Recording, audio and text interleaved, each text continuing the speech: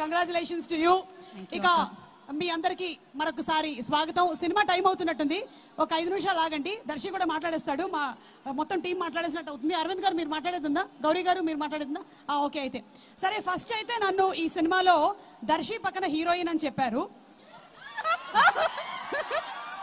అయితే యాక్చువల్లీ నా age Darsi age కన్నా చిన్నగా ఉంది అని చెప్పి వద్దని చెప్పారు డైరెక్టర్. దాంతో ఆ తర్వాత మళ్ళీ మీకు ఏం క్యారెక్టర్ అంటే అప్పుడు ఇలా ఒక మంచి పవర్ఫుల్ కానిస్టేబుల్ అని చెప్పి తీసుకోవడం అయితే జరిగింది. సీన్ చేసిన తర్వాత కానీ నాకు తెలియలేదు అది పవర్ఫుల్ కానిస్టేబుల్ కాదు, పవర్లెస్ కానిస్టేబుల్ అని. ఇంత మోసం చేస్తారని నేను అనుకోలేదు. ఇతని మీద section 221 divided by 22 -11 ABC case ఒకటి పెట్టాలనుకుంటున్నాను. బట్ కుర్రాడికి ఇంకా పెళ్లి కాలేదు కాబట్టి వదిలేస్తున్నాను. పెళ్లి చేసుకున్న తర్వాత అంతకన్నా పెద్దది ఏముంటుంది, అదే పెద్ద కేసు అవుతుంది, వదిలేద్దాం. ఇక పక్కన నుంచి ఉన్నారే ఈయన గామి అనేటువంటి సినిమాకి కూడా డిఓపి మా విశ్వనాథ్ గారు. అసలు ఆయన ఫ్రేమ్స్ పెట్టారంటే పెట్టినట్టుంటుంది. అలాగే 8 వసంతాలు సినిమా కూడా ఆయనకు ఒక చాలా గొప్ప క్వాలిటీ ఉంది. హీరోయిన్స్ ని ఆయన ఎప్పుడు చాలా అందంగా చూపిస్తూ ఉంటారు, కానీ ఫర్ అ చేంజ్ ఈ సినిమాలో దర్శిని కూడా చాలా హ్యాండ్సమ్ గా చూపించారు. దర్శి మనం ముందుగానే జనాల్ని ప్రిపేర్ చేసేస్తే వాళ్ళు నేను హ్యాండ్సమ్ గా ఉండడానికి ప్రిపేర్ అయిపోతారు. అలాగే అరవింద్ గారు, హార్టీ కంగ్రాచులేషన్స్ టు యూ అండి. ఆయన ప్రొడక్షన్ బ్యూటిఫుల్ గా చేశారు. Gauri he's done a wonderful job. And Janhvi, thank you so much my dear Jaan. Sunil Narang గారిని చూస్తే మా అందరికీ ఎంత భయం వేస్తుందో, జాన్విని చూస్తే అంత కూల్ గా అనిపిస్తూ ఉంటుంది. ఏమైనా ఉంటే మేము సునీల్ గారికి చెప్పాము జాన్వి జాన్వి అని వెళ్ళిపోతూ ఉంటాము. So thank you so much Janhvi.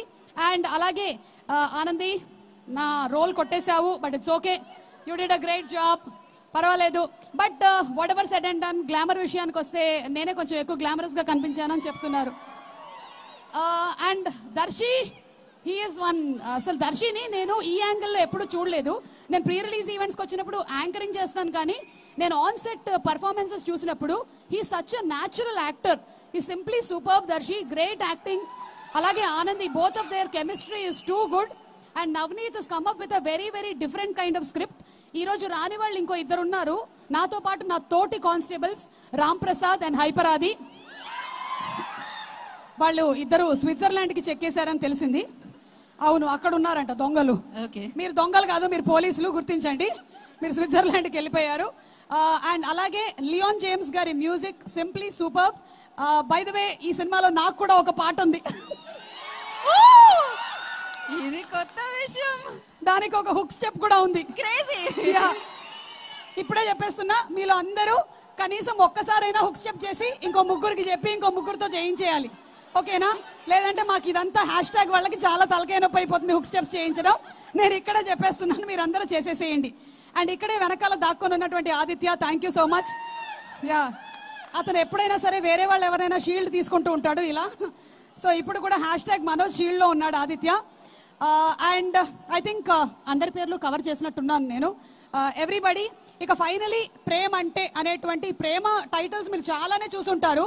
ప్రేమించుకుందాం రా, ప్రేమ, ప్రేమ అంటే, ఇలా చాలా టైటిల్స్ మీరు చూసుంటారు. బట్ ఎన్నిసార్లు వచ్చినా సరే ప్రేమ అనేటువంటి టాపిక్ ఎప్పటికైనా సరే కొత్తగానే ఉంటుంది. ఇక ఫైనలీ సేయింగ్ దట్